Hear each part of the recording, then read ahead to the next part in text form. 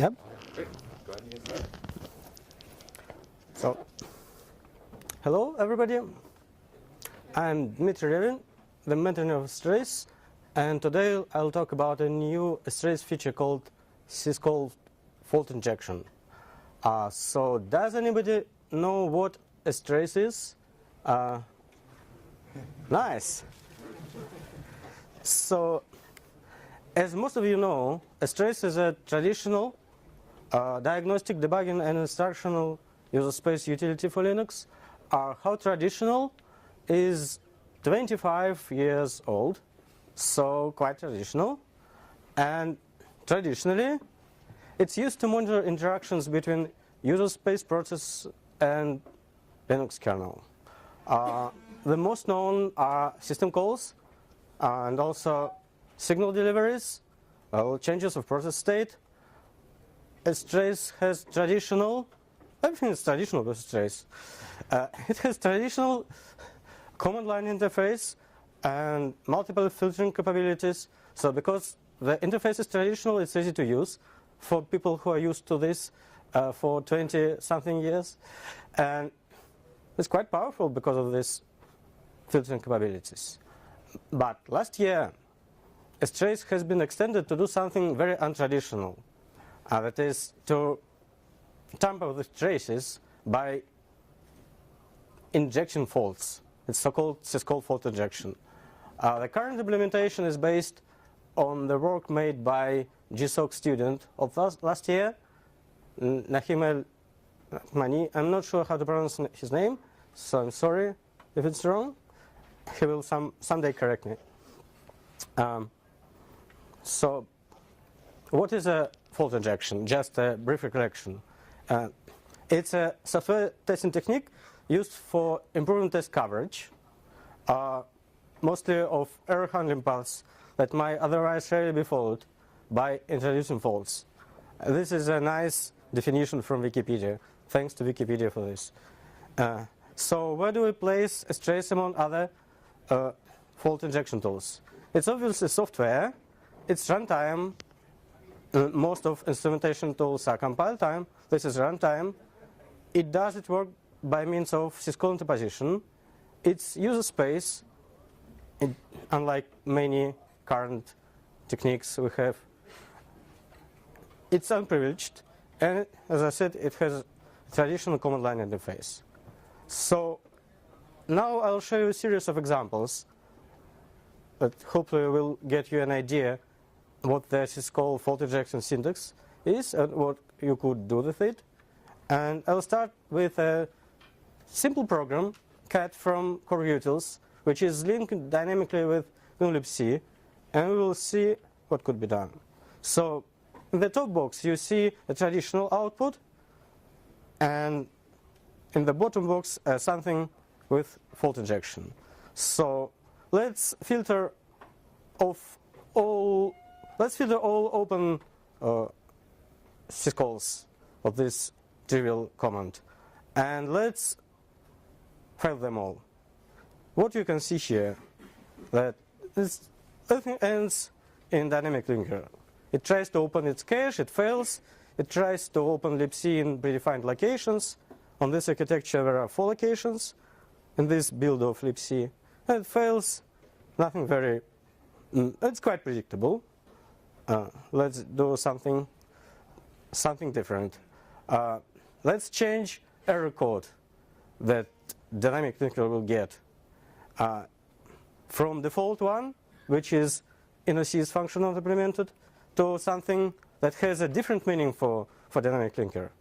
As you see, it tries twice as many locations when it sees error code in the end.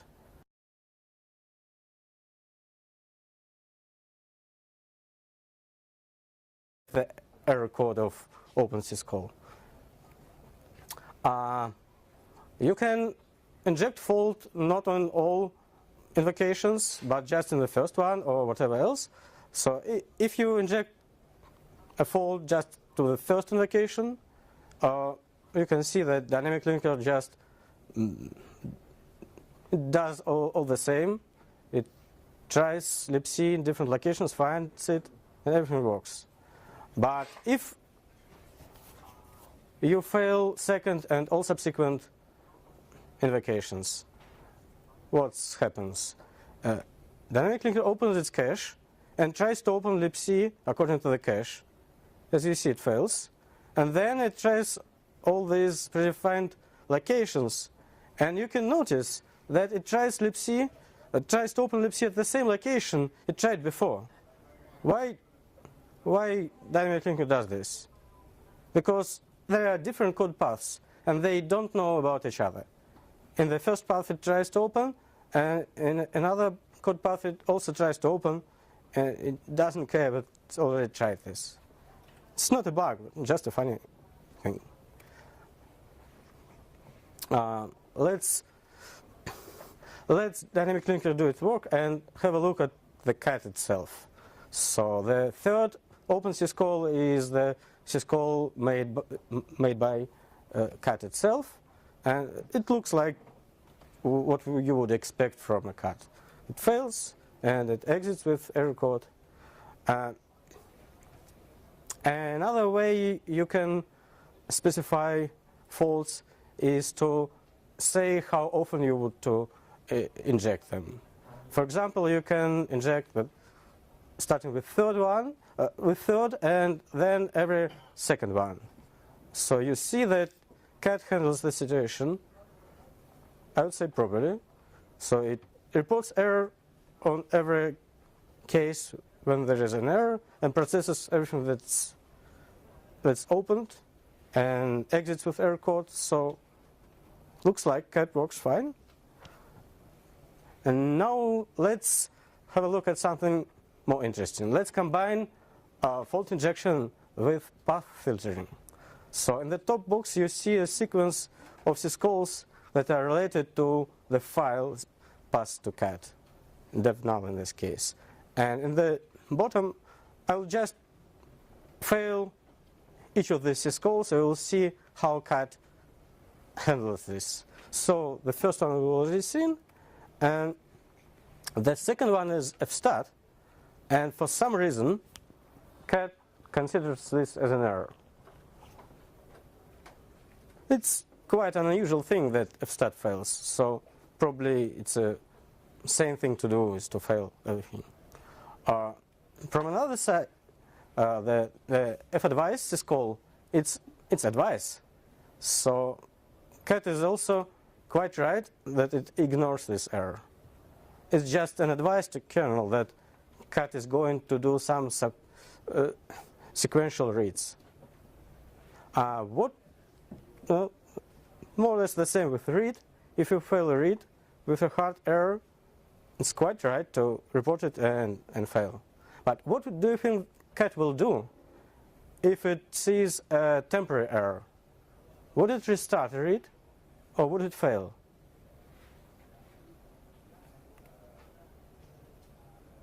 It would restart. Cat is a good program after all, and it knows that interrupted system call is a temporary error that should be restarted. So,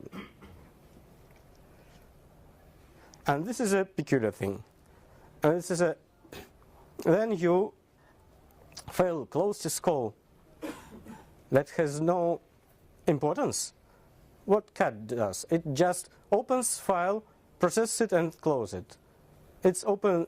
It opens it read-only, and what's the use of reporting this as a hard error when you can't close a file opened read-only? I don't know.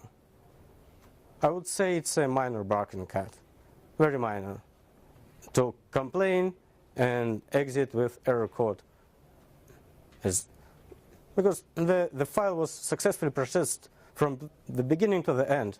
So why does it?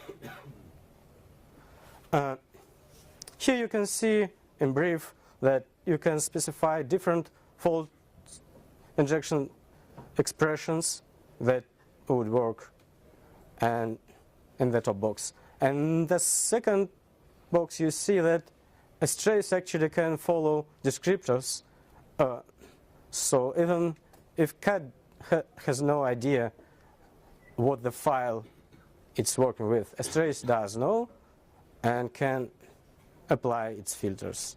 So it's like what you can see in the bottom box. It's a primitive, primitive access control using strace. And let's have a look at real bugs.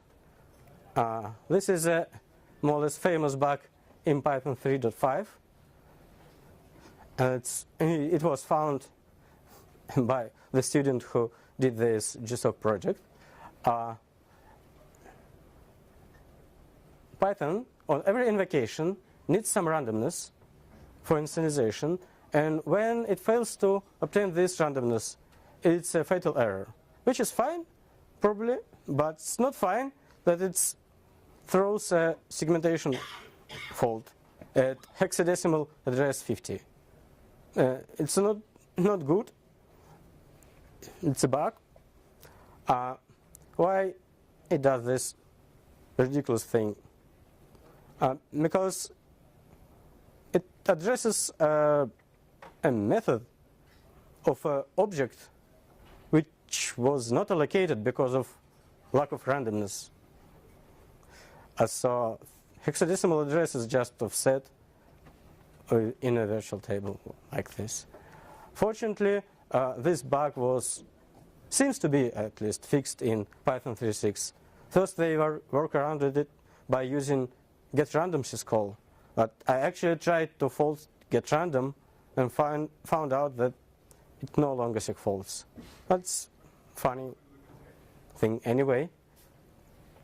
And another real bug was found with dynamic linker itself.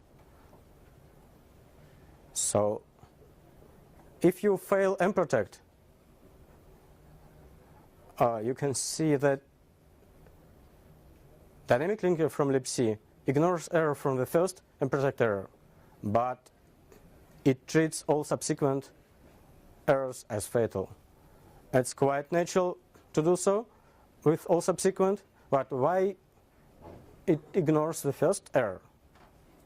It's because there are different code paths, and the only code path that exists in current libc's dynamic linker is the one that's early in its running, and it just ignores the error.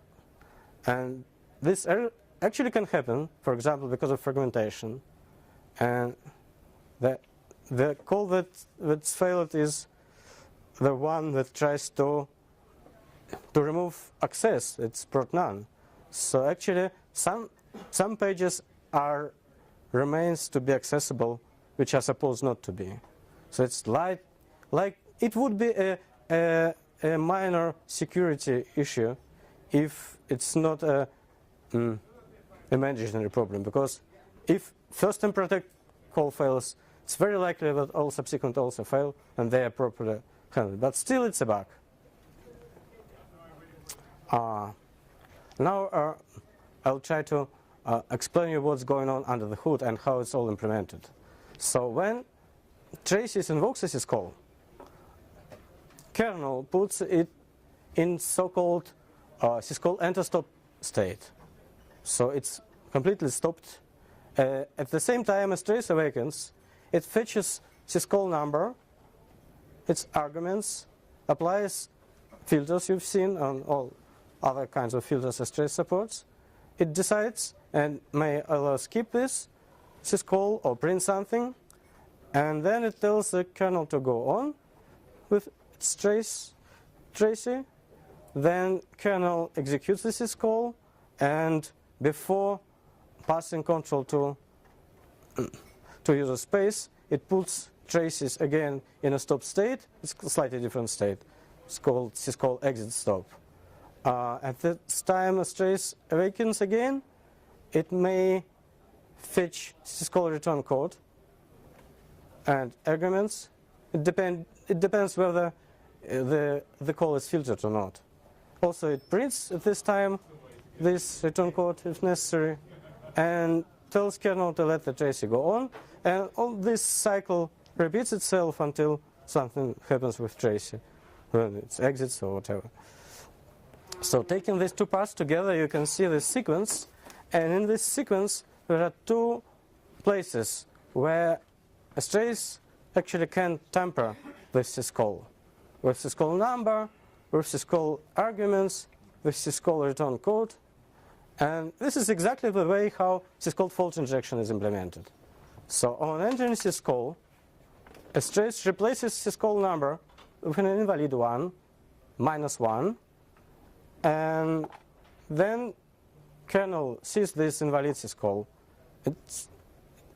It's just invalid syscall, so it returns an error for the invalid syscall, which is in a sys on most architectures, but not on all of them. So you shouldn't rely on this error code. And then on exiting syscall, if instructed to replace error code, it replaces this error code with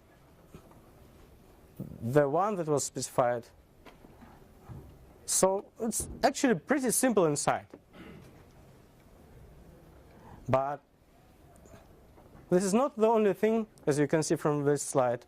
It's not the only thing that could be done, not just syscall fault injection, but other kinds of injections, tamperings. For example, this is some recent development, not in released strace version yet.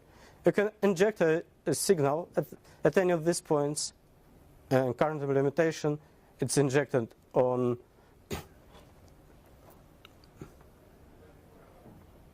exiting, I think. Yeah, on exiting syscall. So what would you use this signal injection for?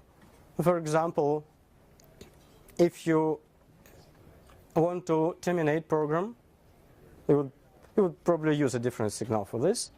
Or if you want to dump it for the analysis by another tool like GDB. And another way you can tamper with is to replace return code of syscall with something that doesn't look like an error actually. So you can pretend that syscall completed successfully, but actually skip it. So by replacing syscall number on entering to an invalid one, this way you skip the syscall.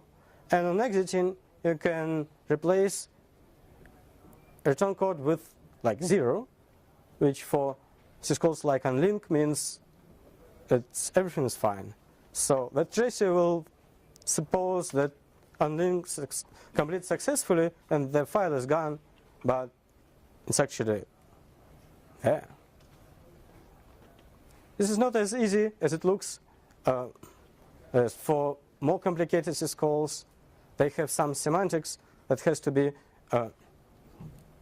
followed somehow. For example, many syscalls, when they succeed, some portions of memory are filled with some useful information by the kernel. So for them, this is not as easy. But for simple syscalls like unlink, it's work from current master.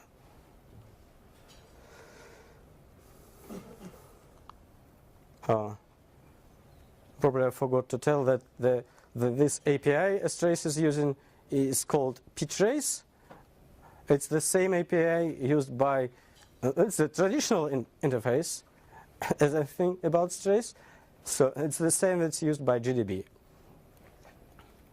That's more or less that all I would like to tell about fault injection, but I can answer your questions because some things are better answered in questions.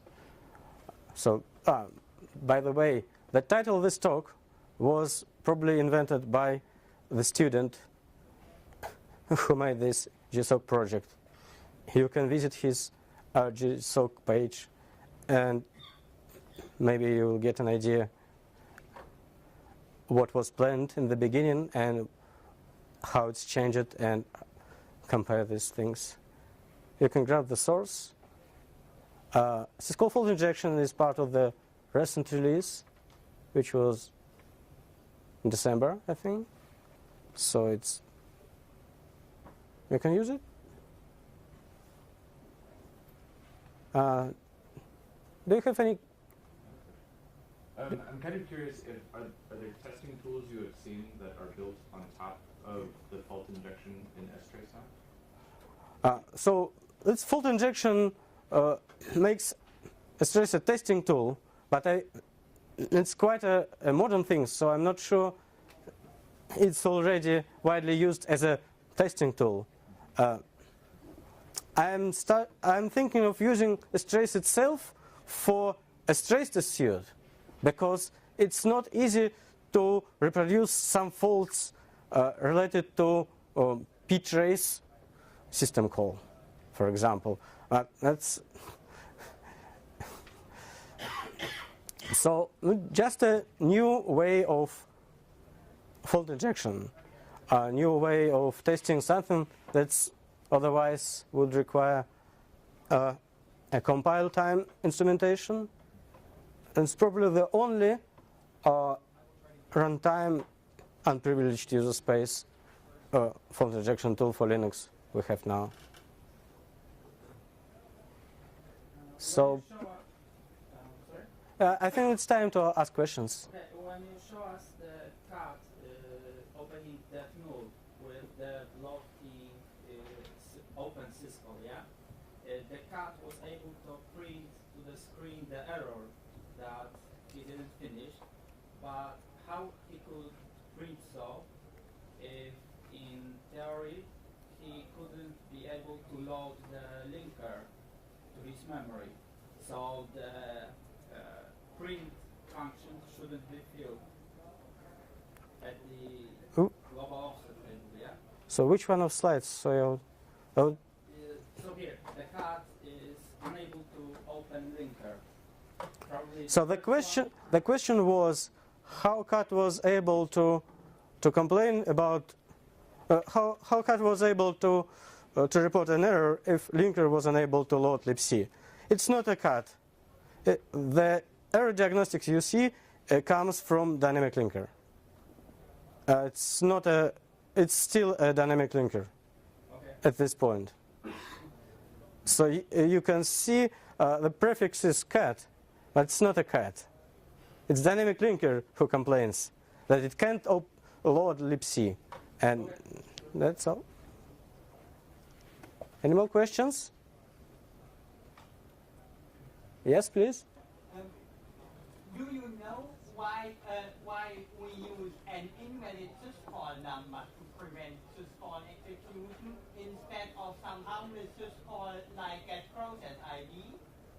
I expect that if you have some monitoring system like Linux in place, an invalid syscall number might be more alerting to that system than just calling get PID, which should have no side effects also. First of all, I've been told, so the question is why the current implementation uses an invalid syscall number for fault injection instead of using some harmless syscall that has no side effects, so that a monitoring system like SC Linux wouldn't, or something like this, audit with it, wouldn't complain about something wrong is going on. First of all, it's not easy to find a harmless syscall. I've been told recently that getpid might fail. In current Linux kernels, getpid might fail. It's not allowed. You are overriding the return value anyway, so I don't care what I fail. Okay, so in theory, it's possible to invoke a getpid, I think. It's not a technical issue, but from optimization point of view, it's probably less work, you will need less syscall invocations to do this. On exiting syscall, you'll have to replace like 2 registers on some architectures, and in case of invalid syscall, you will not have to replace at least the register that contains the indication that it's an error. So it's slightly, I think it's slightly faster to use an invalid syscall, but I think it's quite a valid point. Thank you. Any more questions? No? Really? Okay. Yes, please. Is there already something there, probably external to strace, to do random, like fuzzing stuff that randomly some syscall failed? So the question, as I heard it, was: is there anything probably external from strace that do some random? What's a random injection? A random what? Yeah. So in the initial GSOC design, there was an interface to do some random injection, but later I decided that it's better done by a fuzzy driver that runs a strace. So my idea is that if you want randomness, you just do it in a driver that runs a strace and not in a strace itself. So currently this injection is predictable. There is no random injection. But it might change if somebody would suggest a plausible case how this would be used. Because currently I think it's better done in a fuzzy driver outside. So the command line will get very long. I mean, if you have a real life application, the command line will have tens of thousands of things where to fail and where not to fail. Is it a problem that the command line is long? Okay. Does anybody have any more questions? Yes, please. I'm not sure I hear anything, but I will have to repeat what you're saying, so please make it hearable, at least for me. Not so much a question, more comments. This is really cool stuff. It looks very, very good. Very, very helpful. Thank you. And pass on the thanks to the GSOC student as well. Okay, so Steve said that it's a, well, you probably have seen it. This is like just a good words about this. I'm not going to repeat this. Thank you.